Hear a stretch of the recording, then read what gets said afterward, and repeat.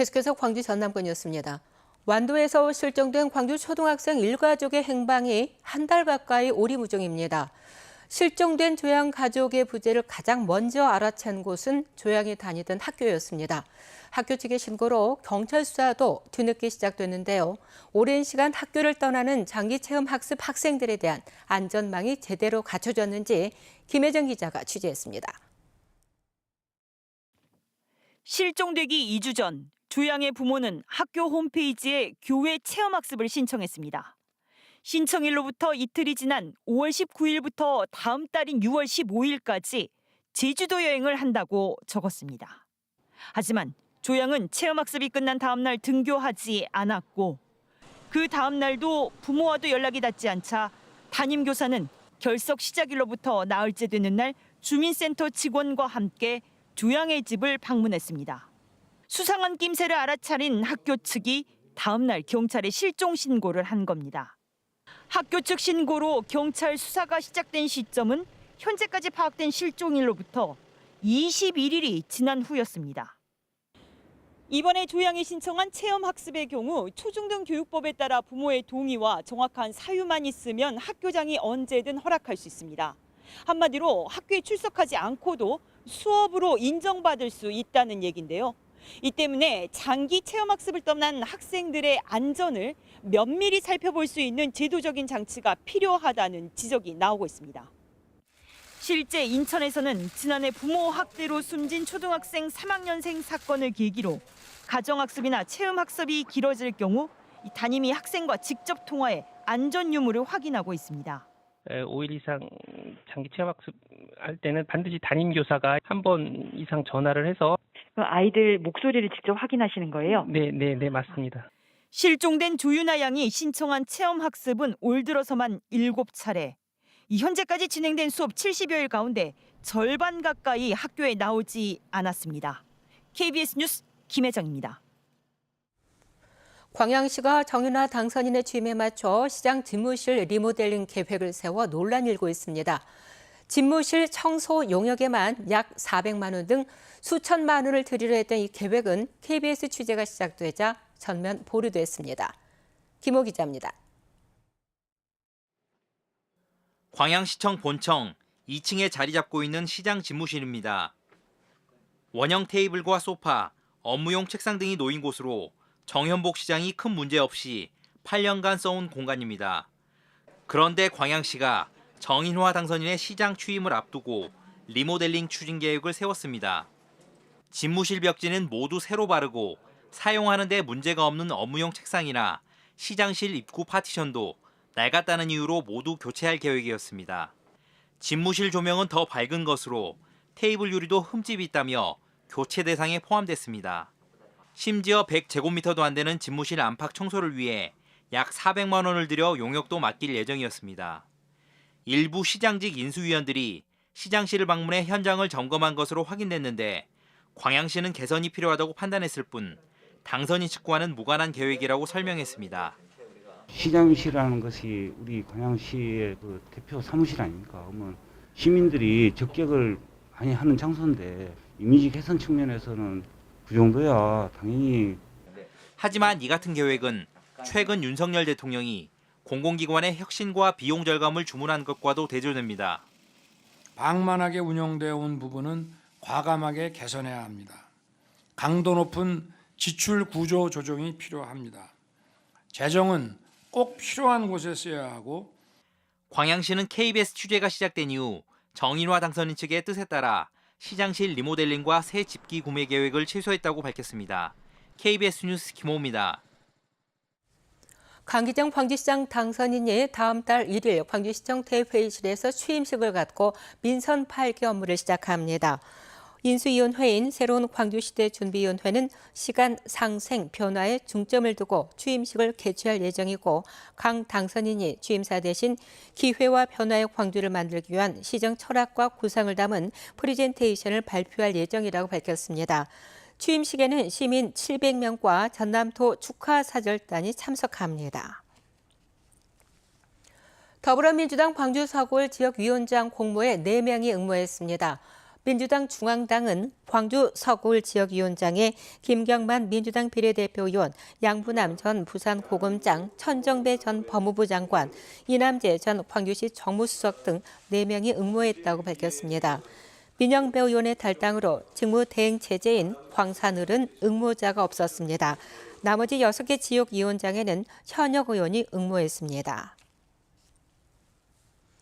이제 3년 뒤면 영광 한빛원전 1호기의 가동 수명이 끝납니다. 하지만 윤석열 정부가 탈원전 정책을 뒤집고 원전의 가동 연장을 추진하고 있어 우려의 목소리가 나오고 있고 시민단체들은 반대 서명운동에 들어갔습니다.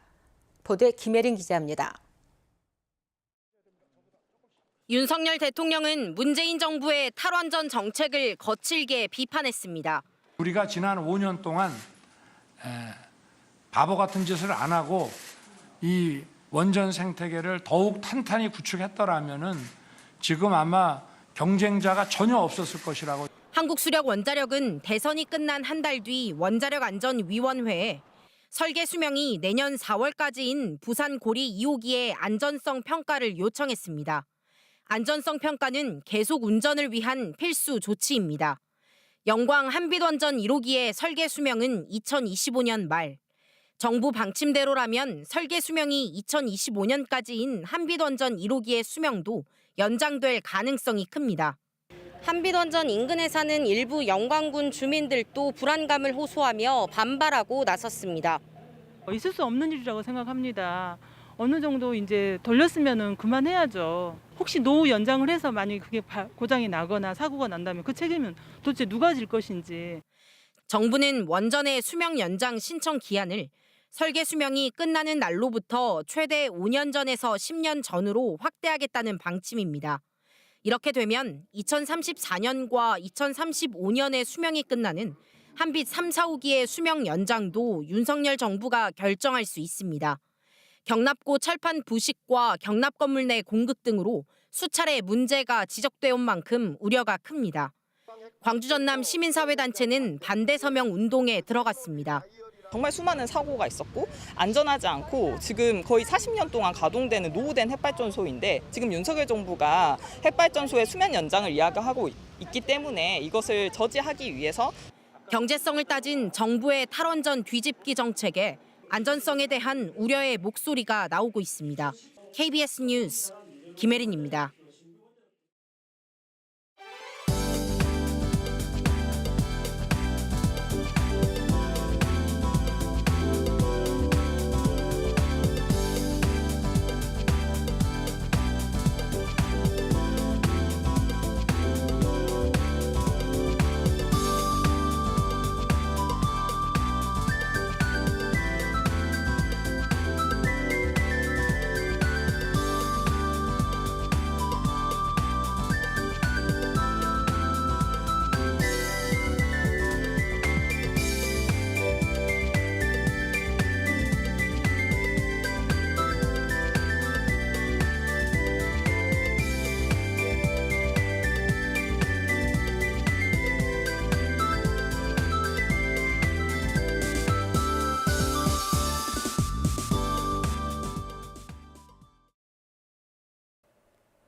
요즘 기온도 높은 데다가 곳곳에 비까지 내려 더 후텁지근합니다. 모레까지도 비 예보 나와 있는데요. 오늘은 광주와 전남 동부 지역에, 내일과 모레는 광주 전남 전 지역에 가끔 비가 내리겠습니다. 우선 내일까지 예상 강수량인데요. 광주와 전남 서부 지역에는 최대 70mm, 전남 동부 지역에는 10에서 40mm가 내리겠고요. 특히 내일 새벽부터 낮 사이에는 시간당 30mm 안팎의 집중 호우가 쏟아지는 곳들이 있어 주의하셔야겠습니다. 서해안과 일부 남해안 지역에는 강풍주의보가 발효 중입니다. 내일 아침까지 바람이 강하게 불겠고요. 산지는 순간 풍속 초속 25m 이상이 예상되는 만큼 안전사고에 유의하셔야겠습니다. 어제도 밤사이 더위가 이어졌습니다. 아침 최저기온이 내륙을 중심으로 25도를 웃돌았고요. 한낮 기온은 장성과 담양, 광주 30도로 어제와 비슷하거나 1, 2도가량 높겠습니다. 곡성의 낮 최고기온 31도, 여수 26도로 후텁지근하겠습니다. 목포의 한낮 기온 28도, 강진 30도, 해남과 완도 29도로 예년 이맘때보다도 1에서 4도가량 높겠고요. 신안을 비롯한 도서 지역은 26도에서 28도가 예상됩니다. 서해남부 전해상과 남해서부 먼바다에는 풍랑주의보가 발효 중입니다. 내일까지 바람이 강하게 불고 물결이 최고 4m로 높게 일겠습니다. 모레까지 비가 내리겠고요. 당분간 30도 안팎의 무더위가 이어지겠습니다. 날씨였습니다. 다음 달부터 전남대병원과 조순대병원 등 대형 병원 4곳에서는 광주 상생카드를 사용할 수 없습니다. 광주시는 관련법 개정으로 다음 달 1일부터 연 매출액 600억 원 이상인 대형 병원과 다른 지역에 주소를 둔 업체, 대규모 점포와 유흥업소 등에서는 상생카드 결제가 제한된다고 밝혔습니다. 상생카드 할인은 현재 예산 소진으로 중단된 상태이고 하반기에 재개될 전망입니다. 찬반 갈등을 겪었던 여수 경도 해양관광단지의 생활용 숙박시설인 레지던스의 건축 허가가 최종 승인됐습니다. 광양만권 경제자유구역청은 최근 경도 레지던스의 건축을 기존 최고 29층에서 27층으로 낮춰 허가했습니다. 이에 따라 객실 규모는 63개실이 줄어든 1,121개실로 축소됐습니다. 여수 경도 해양관광단지 사업은 미래에셋이 1조 5천억 원을 투입해 호텔과 마리나, 테마파크 등 해양 리조트를 개발하는 사업입니다. 민주당 소속 전남도 의원들이 제12대 전남도의회 의장단 경선을 통해 4선의 서동욱 의원을 전반기 의장 후보로 선출했습니다. 뉴스를 마칩니다. 감사합니다.